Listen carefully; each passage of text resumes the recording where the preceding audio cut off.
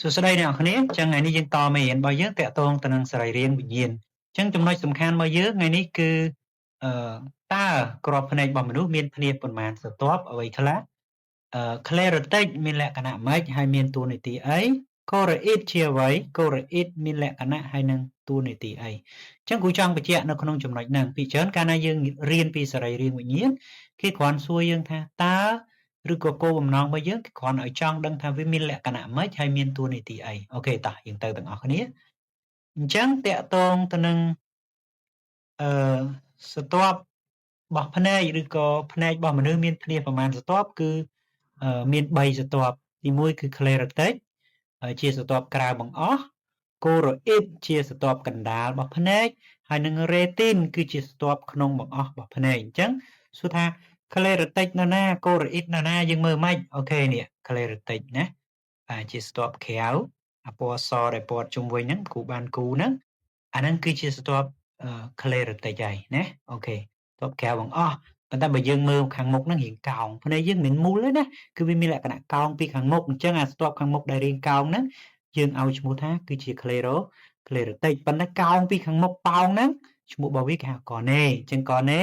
គឺជាផ្នែកខាងមុខរបស់ភ្នែកដែលជាភ្នាស Sclerotic បន្ទាប់មកយើងចូលស្រទាប់មួយទៀតគឺស្រទាប់ Choroid អញ្ចឹងស្រទាប់ Choroid ហ្នឹងគឺនេះពណ៌ឈាមជ្រូកជាទូទៅណាអូខេពណ៌ឈាមជ្រូកហ្នឹងហើយអាហ្នឹងគឺជាChoroid ដែរជាស្រទាប់កណ្ដាលរបស់ភ្នែកហើយបន្ទាប់កណ្ដាលហ្នឹងបើឃើញយើងឃើញពីមុខហ្នឹងរាងក្រាស់ហ្នឹងគេឲ្យឈ្មោះថាជា Oncilia ចេញពី Oncilia ស្រទាប់ហ្នឹងរាងស្ដើងមកគេឲ្យឈ្មោះថាជា Iris គឺជាបស័យភ្នែកហ្នឹងគឺជាសរសៃចំណងដែលចងរវាង Oncilia ទៅនឹងកែវភ្នែកណាបន្ទាប់មកស្រទាប់ Retin សួរថាស្រទាប់ Retin ស្រទាប់ក្នុងបង្អស់ហ្នឹងនៅណាបាទជាទូទៅគឺនៅ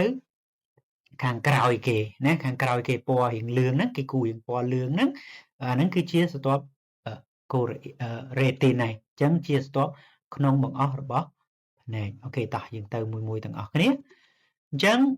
ភ្នែករបស់យើងមើលមិញស្រទាប់ខាងក្រៅគេហៅ Sclerotic ហើយបាទហើយអាមុខរាងកោងហ្នឹងភ្នែកយើងមុខរាងកោងគឺជាCornea ណា Cornea អញ្ចឹងCornea ហ្នឹងបើគេបញ្ជាក់នេះរាង shiny clear covering the eye អាហ្នឹងវានៅគ្របដណ្ដប់ខាងក្រៅណាវាការពារខាងក្រៅអញ្ចឹងទៅណាអាហ្នឹងអញ្ចឹងគូចង់បញ្ជាក់ថាភាពកោងរបស់ Cornea ភាពកោងរបស់ Cornea ហ្នឹងវាមានសារៈប្រយោជន៍អីចឹងភ្នែករបស់យើងដឹងហើយផ្នែកខាងមុខកោងយើងឃើញពន្លឺហ្នឹងបាញ់អញ្ចឹងប៉ុន្តែនៅពេលដែលជួបកែវប៉ោងអញ្ចឹងយើងឃើញថាពន្លឺហ្នឹងវាចាប់ដើមមានកម្លាំងគឺវា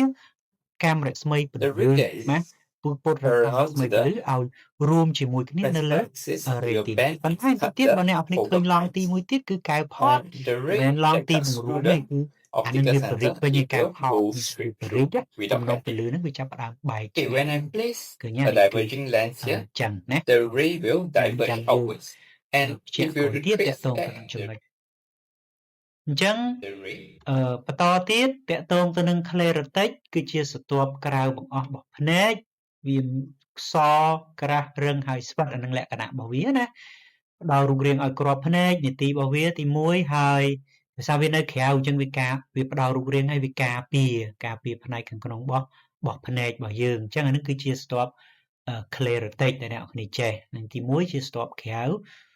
សក្រាស់រឹងហើយស្វិតអានឹងជាលក្ខណៈរបស់វាអញ្ចឹងនីតិវាកាលនៅក្រៅវាទី1គឺការពារហើយនឹងផ្ដល់រូបរាងឲ្យក្របភ្នែករបស់យើងអូខេតោះយើងទៅដល់ស្រទាប់មួយទៀតអីតាក់ទងទៅនឹង Cornea អញ្ចឹង Cornea ហ្នឹងនៅណាដែលគ្រូបញ្ជាក់មិនគឺវាស្ថិតនៅផ្នែកខាងមុខរបស់ភ្នែកប៉ុន្តែវាជាភ្នាស Sclerotic អញ្ចឹងបានគេថាស្ថិតនៅផ្នែកខាងក្នុងឬក៏ផ្នែកខាងមុខរបស់ភ្នែកដែលជាភ្នាស Sclerotic បាទវាឡើងថ្លាហើយវាប៉ោងសួរថាប៉ោងមិនពួកឯងឃើញមុខហ្នឹងរាងប៉ោងរាងកោងហ្នឹងណាអូខេហើយវាមានរូបរាងកោងជាងទម្រង់ភ្នែកទាំងមូលមានថាភ្នែកយើងណាពីក្រោយប៉ោងទេឬក៏អត់កោងទេប៉ុន្តែមកដល់ខាងមុខវារឿងកោងដូចធ្នូយើងបាញ់អញ្ចឹងណាអញ្ចឹងអាហ្នឹងយើងឲ្យឈ្មោះថាគឺជា Cornea អញ្ចឹង Cornea ហ្នឹងមាននីតិរបស់វាគឺពុតពាក្យសំខាន់វាពុតកាំរស្មីពន្លឺឲ្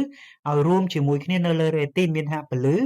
ចាំងគឺវាត្រូវមានកំណុំលើ Retin បាទយើងអាចមើលឃើញរូបភាពហ្នឹងច្បាស់ល្អប៉ុន្តែបើអត់ចំ Retin ទេអ្នកនរគ្នា បើមុខ retin មញោបបើក្រោយ retin អាហ្នឹងយើងកើត hypermetropes ហើយនឹង presbyt អញ្ចឹងទៅណាអូខេតោះឥឡូវយើងទៅទាំងអស់គ្នាទៀតអញ្ចឹងកនេបាទនេះផ្នែកខាងមុខនេះគេបញ្ជាក់យើងណាកនេហើយកនេហ្នឹងយើងដកអាពណ៌ខ្មៅចេញយើងដកអាពណ៌ត្នោតចេញយើងមើលទៅរៀង shiny រៀង clear ហ្នឹងអាហ្នឹងគឺជាកនេហើយណាផ្នែកខាងមុខរបស់ភ្នែកដែលជាភ្នែក sclerotic ឡើងក្លាហើយប៉ោងអញ្ចឹងមកដល់ស្រទាប់មួយទៀតដែលធ្លាប់ប្រឡងចេញបាក់ឌុបគឺជាស្រទាប់ choroid អញ្ចឹងស្រទាប់ choroid យើងដឹងហើយជាស្រទាប់កណ្ដាលវាស្ដើងទេអាហ្នឹងបើយើងវះកាត់ណាវាស្ដើងបាទស្ដើងមែនតើ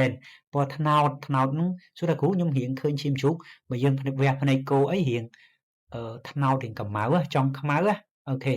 ហើយសម្បូរដោយសរសៃឈាមអញ្ចឹងសរសៃឈាមហ្នឹងគឺសរសៃឈាមនៃស្រទាប់ choroid តែអ្នកនរព្យាយាមមើលទូរស័ព្ទអីច្រើនអាហ្នឹងឡើងពីស្រទាប់ choroid មកភ្នែកយើងហើយអញ្ចឹងកាលណាបើយើងគិតពីនីតិវាអ្នកនរត្រូវគិតនីតិសរសៃឈាមអញ្ចឹងសរសៃឈាមមាននីតិដឹកសារធាតុចិញ្ចឹម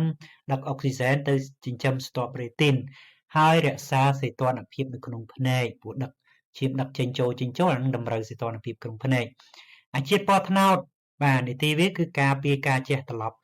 ធម្មតាដូចអ្នកនរគ្នាពាក់អាវខ្មៅអញ្ចឹងណាពេលអ្នកនរគ្នាឈរក្រោមពន្លឺព្រះអាទិត្យអាត្នោតហ្នឹងរៀងកម្ៅអញ្ចឹងវាស្រូបកាំរស្មីពន្លឺឲ្យចាំងចូលអត់ឲ្យវាផ្លាតចេញទៅវិញទេអញ្ចឹងមានថាស្រូបកាំរស្មីពន្លឺចាំងចូលភ្នែកកុំឲ្យកាំរស្មីពន្លឺហ្នឹងវាជះចេញទៅវិញអាហ្នឹងគឺជាស្រទាប់ choroid អញ្ចឹងមានតែប៉ុណ្ណឹងអរគុណច្រើនអ្នកនរគ្នា